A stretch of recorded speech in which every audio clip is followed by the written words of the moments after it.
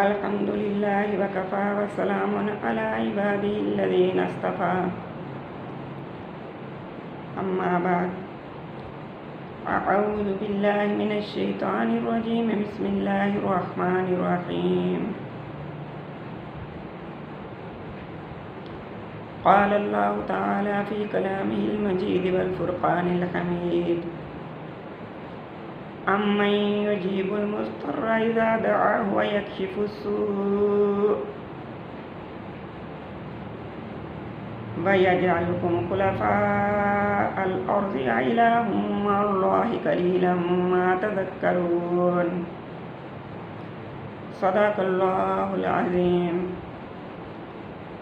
رب اشرح لي صدري ويسر لي أمري واحلل عقدة من لساني يفقهوا قولي رب زدنی علما۔ معزز سامعات، عزیز طالبات، میں نے آپ کے سامنے آج قرآن مقدس کی ایک آیت مبارکہ تلاوت فرمائی ہے، اور آپ کو بتاتی چلوں کہ آج کا ہمارا موضوع بھی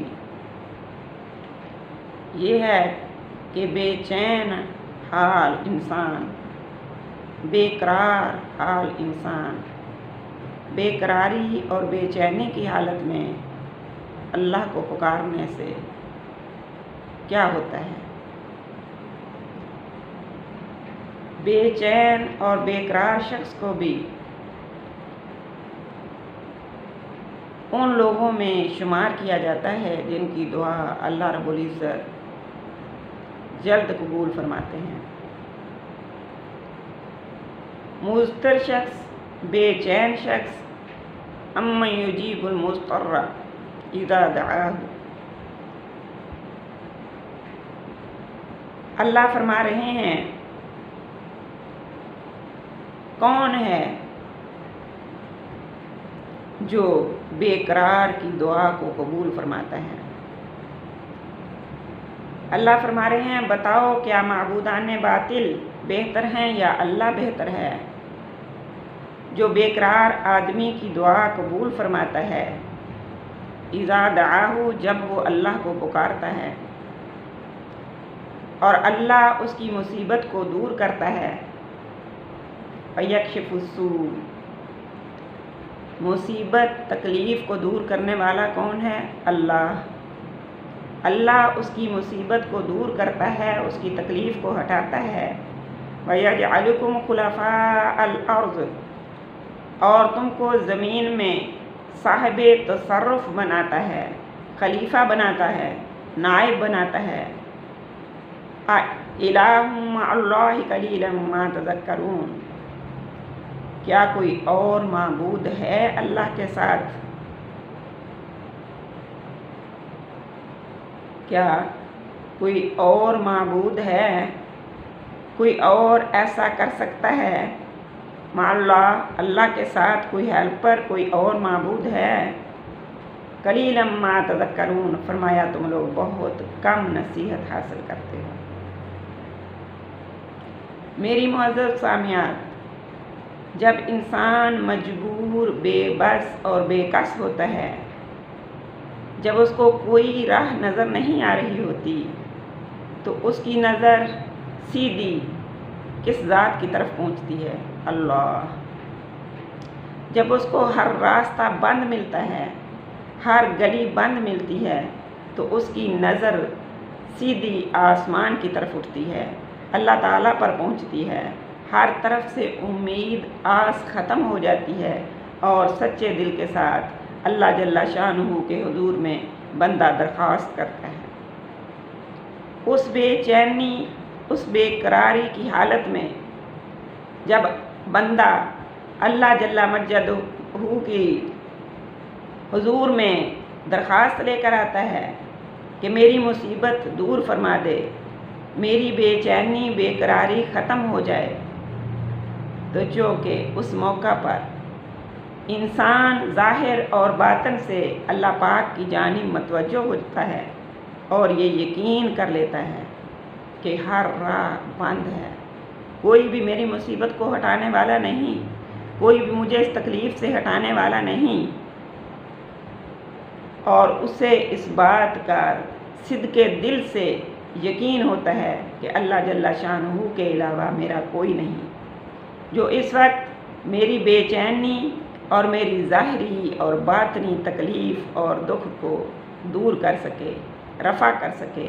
اس لیے اس حالت میں مانگی گئی دعا اللہ رب العزت ضرور قبول فرماتے ہیں، اور اس کی وہ دعا بارگاہ الہی میں ضرور بضرور شرف قبولیت حاصل کرتی ہے۔ ایسے موقع پر میری بہنوں کبھی دعا سے غافل نہ ہو۔ آج کے دور میں ہر شخص بے چین بے قرار ہے الا ماشاء اللہ، اور یہ بے چینی اور بے قراری ہماری صرف اور صرف اللہ کے در سے دوری کی وجہ سے ہے۔ کوئی کسی طرح کی تکلیف میں مبتلا ہے، کوئی کسی اور پریشانی میں مبتلا ہے، کوئی کسی اور پریشانی میں مبتلا ہے، لیکن الا ماشاء اللہ چند لوگ ہوں گے جو سکھ اور سکون سے ہوں گے۔ اکثریت بے چین اور مضطر ہے، اور اس بے چینی بے قراری میں جب یہ یقین ہو جائے کہ اللہ کے علاوہ میری بے چینی، میری گھبراہٹ، میری بے قراری کوئی نہیں دور کر سکتا، تو اس حالت میں اللہ کا در ہی نظر آتا ہے۔ اور جب اللہ کے در میں اس کیفیت کو لے کر اس حالت میں بندہ حاضر ہو جائے تو اللہ رب العزت اس کی دعا کبھی رد نہیں فرماتے۔ اور اللہ تعالیٰ نے قرآن مجید میں خود اعلان بھی کیا ہے، الا بذکر اللہ تطمئن القلوب، کہ میرے بندو خبردار سن رکھو کہ اطمینان میری یاد میں ہے، اطمینان اللہ کے ذکر سے ہے۔ سکون وہی دل پاتے ہیں جن کے دل میں اللہ کا گھر ہو۔ اللہ کی یاد میں جو دل گرے رہتے ہیں وہی مطمئن اور پرسکون ہوتے ہیں۔ اللہ رب العزت ہمیں اطمینان والا دل نصیب فرمائے، اپنی یاد اور اپنے ذکر والا دل نصیب فرمائے۔ ایسے موقع پر دعا سے غفلت کرنا، اس کیفیت میں مضطر حالت میں، بے چینی کی حالت میں دعا سے غافل ہو جانا بہت بڑی بد نصیبی ہے۔ اور جو اس کیفیت میں ہر چیز چھوڑ کر صرف اپنے اللہ سے لو لگا لے، اس جتنا خوش نصیب کوئی ہو ہی نہیں سکتا۔ حضرت جابر بن سلیم رضی اللہ تعالی عنہ کا بیان ہے کہ میں بارگاہ رسالت میں حاضر ہوا، عرض کیا یا رسول اللہ، آپ اللہ کے رسول ہیں۔ آپ صلی اللہ علیہ وسلم نے فرمایا، بے شک میں اللہ کا رسول ہوں۔ اگر تجھے کوئی تکلیف پہنچ جائے اور تو اللہ کو پکارے تو تیرے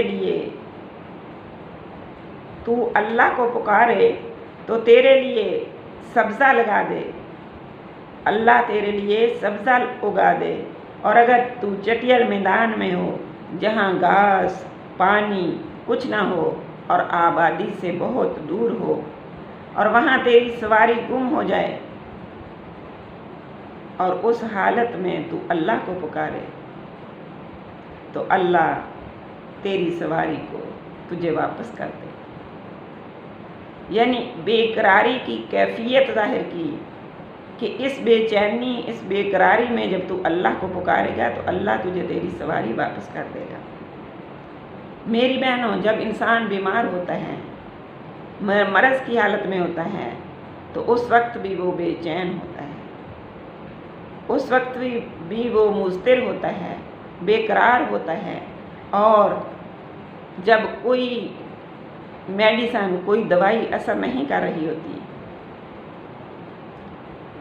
تو بندے کی حالت اس وقت بڑی عجیب ہوتی ہے۔ اسی لیے تو اللہ کے رسول نے فرمایا کہ بیماری کی حالت میں وہ بھی بے چینی اور بے قراری میں ہی آ جاتی ہے۔ بے چینی کی حالت میں، بیماری کی حالت میں دعا کرو، وہ بھی تمہاری دعا ضرور بھی ضرور قبول ہوگی، جیسا کہ میں نے آپ کو پہلے بھی بتایا ہے کہ مریض ان لوگوں میں سے ہے جن کی دعا ضرور قبول ہوتی ہے۔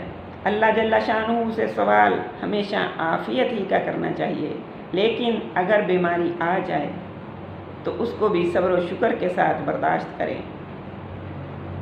لیکن اس بے چینی، اس بیماری کی حالت میں، اس بے سکونی کی حالت میں جب بندہ دعا کرتا ہے تو اللہ رب العزت اس دعا کو کبھی رد نہیں فرماتے۔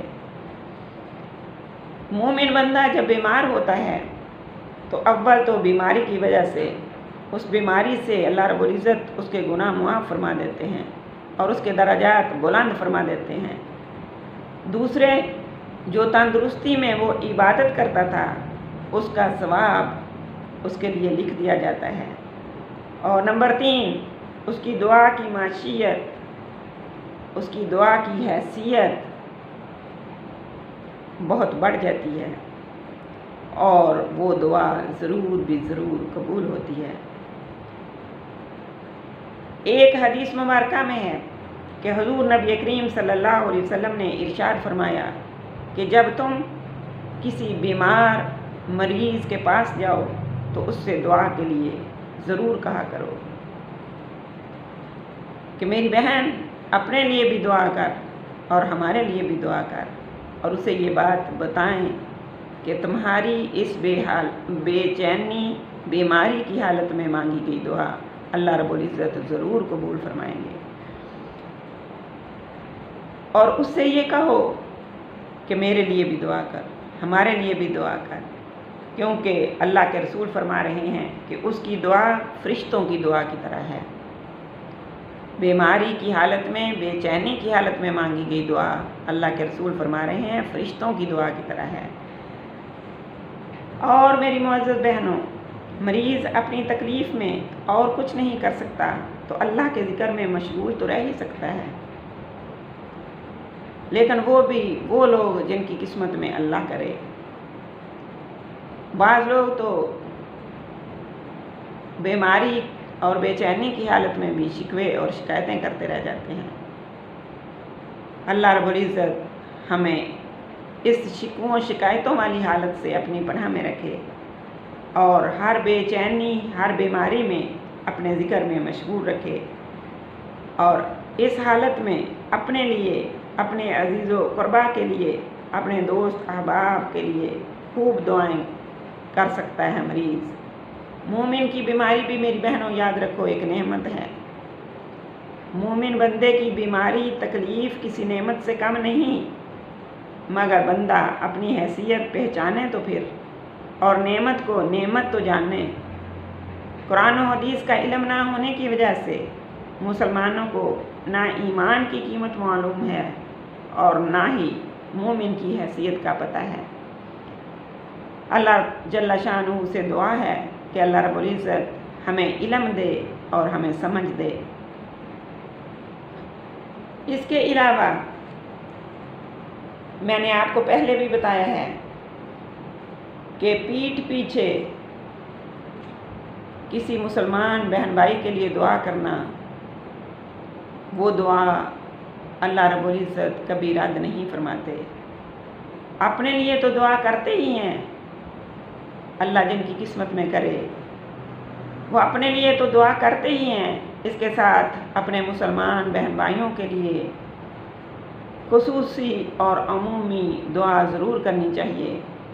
مسلمانوں کے لیے عام طریقہ پر بھی دعا کریں، اپنے والدین اور دور و نزدیک کے رشتہ دار، بہن بھائی، سب کے لیے، چچا ماموں خالہ وغیرہ سب کے لیے، ملنے جلنے والوں کے لیے، اپنے پاس اٹھنے بیٹھنے والوں کے لیے، اپنے محسنوں کے لیے، اپنے استادوں کے لیے، ان کو خصوصی طور پر اپنی دعا میں یاد رکھنا چاہیے۔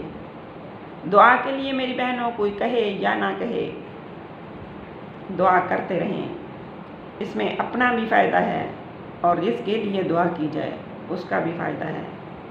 ایک حدیث مبارکہ میں حضور سرور کونین صلی اللہ علیہ وسلم کا ارشاد ہے کہ پیٹھ پیچھے مسلمان بھائی کے لیے جو دعا کرتا ہے تو فرشتہ آمین کہتا ہے، اور یہ بھی کہتا ہے کہ اپنے بھائی کے حق میں جو تو نے دعا کی ہے تیرے لیے بھی اس جیسی نعمت اور دولت کی بشارت ہے، خوشخبری ہے۔ سبحان اللہ۔ پھر آپ خود سوچئے کہ کسی دوسرے کے لیے دعا کرنا کوئی گھاٹے کا سودا نہیں۔ اللہ رب العزت ہماری قسمت میں فرمائے کہ ہم اپنے ساتھ ساتھ اپنے دوسرے بہن بھائیوں کے لیے بھی دعا کریں۔ اس کے علاوہ ایک حدیث مبارکہ میں حضور نبی کریم صلی اللہ علیہ وسلم کا ارشاد ہے کہ سب دعاؤں سے بڑھ کر جلد سے جلد قبول ہونے والی وہ دعا ہے جو غائب کی دعا غائب کے لیے ہے، یعنی پیٹھ پیچھے۔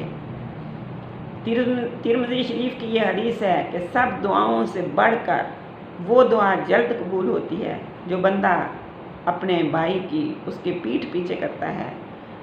اور وجہ اس کی کیا ہے کہ یہ دعا ریاکاری سے دور ہوتی ہے اور محض خلوص محبت کی بنیاد پر کی جاتی ہے۔